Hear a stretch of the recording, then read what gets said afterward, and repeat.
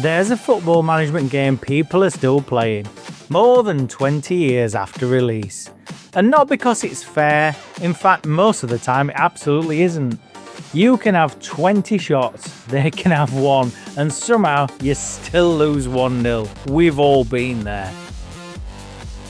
Championship Manager 102 wasn't about optimization, it was about survival. You didn't feel in control, you felt responsible. You could do everything right and still get punished, and somehow that made it believable. Ask anyone who still plays the game now what they remember most. It's not the trophies, it's the losses that make no sense. Bottom of the league, one shot, one goal, and suddenly staring at the screen wondering, why did it all go wrong? That frustration is shared, and that's why people still talk about it. How many times have you been sat there leading 1-0 in injury time and the opposition score a goal in the 93rd and the 96th minute to lose?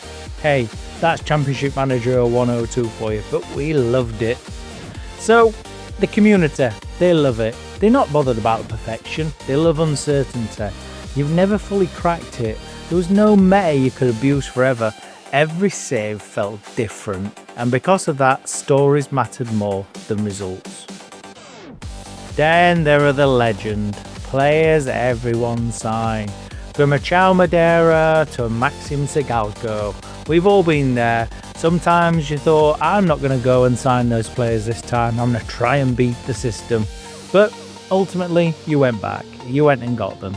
And we all believe that Chao Madeira was real. He wasn't. He was made up by a scout on the game. But hey, we still loved him. So here's the thing. Championship Manager 102 never fixed these moments. There was no update that said, sorry, that shouldn't happen. This made up player shouldn't be scoring 40 goals a season for your team. Hey, and that's important because football isn't fair. Sometimes the better team does lose. Championship Manager 102 understood that, even if it drove us all mad.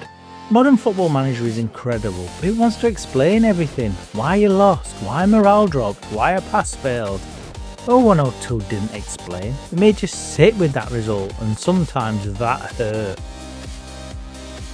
Championship Manager might not be the most accurate football management game of the time, but it might be the one that felt most like football. Unpredictable, unfair, but totally unforgettable.